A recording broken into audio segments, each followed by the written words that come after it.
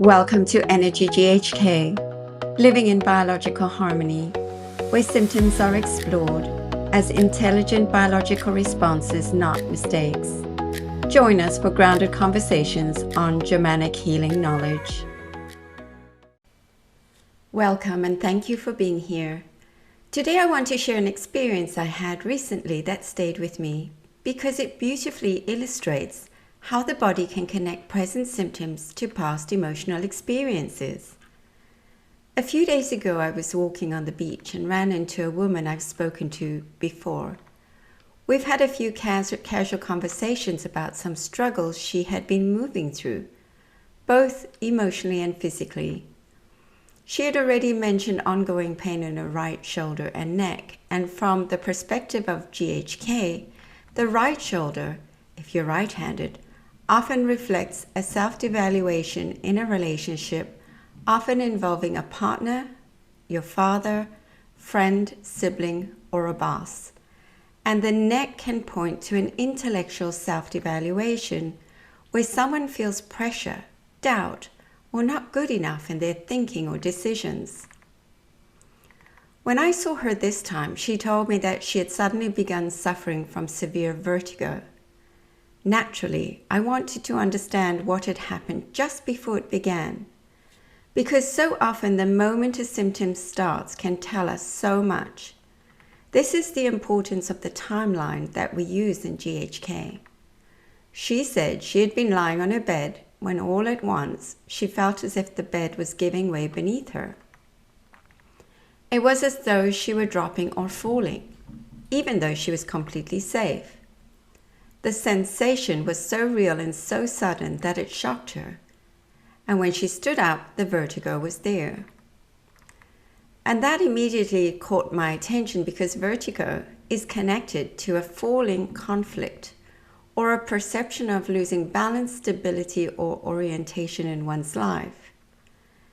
The important thing here is that the body responds not only to what is physically happening, but to what the person experiences in that moment. If the psyche perceives danger, instability, or loss of control, the biology can respond very quickly. However, that wasn't the original conflict. It was when she was a little girl, she fell off a horse.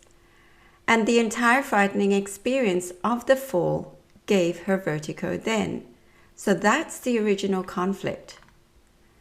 She then told me that later, when she went to the dentist, she was lying back in the chair where they tilted her head, and the vertigo happened again.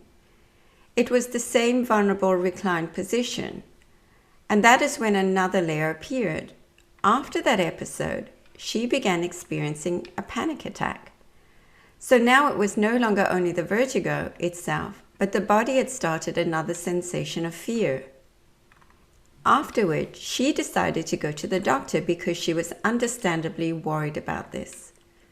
What was so interesting was that as she was simply walking into the doctor's office, the panic started again. Before anything had even happened, her body was already reacting. This is where we begin to see the importance of tracks.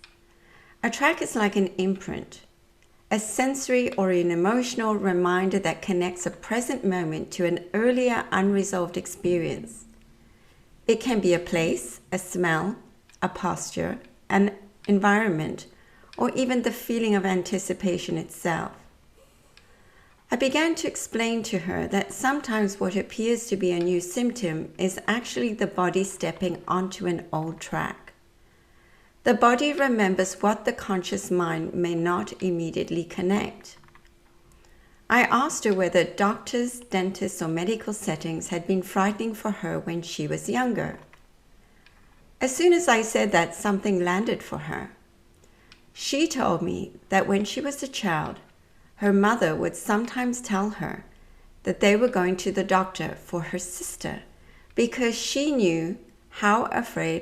the mother knew how afraid she was. Her mother knew that she would resist if she told the truth. They would say it was for someone else, and only once they arrived would she realize that she was the one being taken in. She described how upsetting and frightening it was for her. She would panic, resist, feeling deeply distressed, but there was no way out. When she shared that, everything began to make sense. For a child, an experience like that can be enormous. It is not just about an injection, a vaccine, or the toxins in them. It is the entire experience. The shock of being surprised, the fear of what is about to happen, the loss of trust, the feeling of being trapped, the separation from safety, and the helplessness of not being able to stop what is coming. The child does not analyze it intellectually. The child feels it through the entire body. This is something I often speak about in our anxiety course, especially when we look at how early experiences can lay down very deep tracks in the system. Myself and Julie have created this amazing anxiety course that will help people uncover those onion layers. People often focus only on the physical substance involved in an event. But from the perspective of GHK, what matters just as much is how the person experienced the moment. It is the emotional conflict shock, the unexpected nature of it, the feeling of isolation, fear, helplessness, or betrayal that determines how the body responds. When a child is taken into a medical setting and frightened, there may be many layers happening at once. There can be a separation conflict from being taken out of the mother's arms or away from what feels familiar and safe. There can be a motor conflict from being held down and unable to escape. There can be a scare-fright conflict from the shock of seeing the needle or anticipating pain. There can also be a deep fear tied to the environment itself and all those in it. If those experiences happen again and again, especially at a young age, starting from being a baby, the psyche-brain organ can build strong conflict fear associations around doctors, dentists, and anything that feels similar. In this woman's case, what may have happened is that the sensation of falling on the bed triggered the first conflict. Then the position in the dentist's chair or the needle put into her mouth matched part of that earlier track and reactivated the fear. Finally, walking into the doctor's office brought her back to the whole emotional atmosphere her system already associated with danger, and the body responded before her mind had time to reason through it. This is why it is so important to look carefully at when symptoms begin and what surrounded them.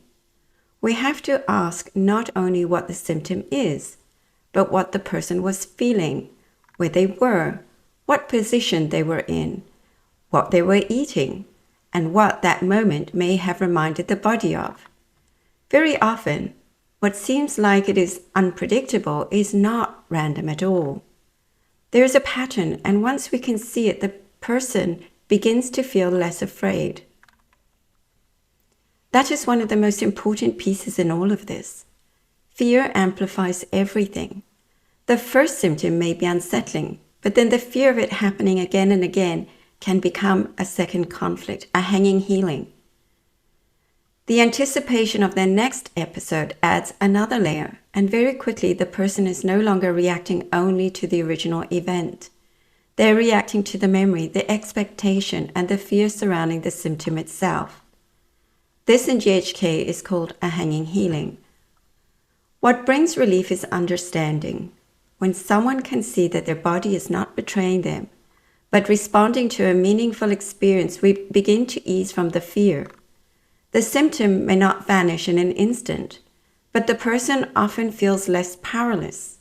They begin to separate past from present. They can say to themselves, this is not happening to the child I once was. I'm here now. I'm aware. I can breathe. There's no tiger chasing me. I can see the pattern. I can help my body feel safe again as a grown-up person. I'm not a little baby anymore. I can deal with this.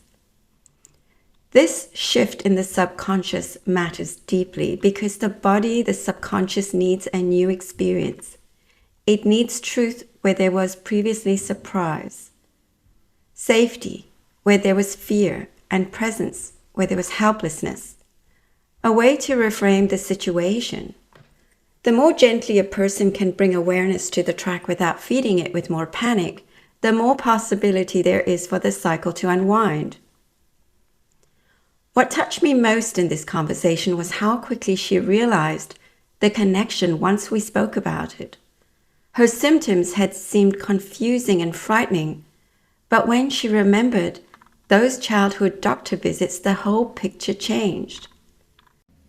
That is often where healing begins, not in forcing the body or medicating, but in understanding and listening to what the symptoms are connected to. The body is always speaking through the language of perception, emotion, and biology. We're not supposed to hold on to fear for so long. A deer doesn't overthink it or spend days in depression after a tiger chases him. He runs, he stops, he shakes it off and continues life. He continues eating and grazing. If you've ever had a symptom that seems to flare in certain places, around certain people, or in particular situations, it may be worth gently asking yourself what your body remembers. Sometimes the present moment is touching an older experience that never fully settled. When we can identify that, we can begin to bring calm and clarity into places that once held only fear. Thank you for being here with me today. I hope this gives you a deeper understanding of how symptoms can be connected to tracks, triggers, and past experiences, and why compassion and curiosity are so important in the healing journey. If this perspective speaks to you and you'd like to go deeper, you can explore our work and courses at www.energyghk.com, where we teach how to understand symptoms through the lens of Germanic Healing Knowledge and how to begin seeing the body with more trust, awareness, and peace.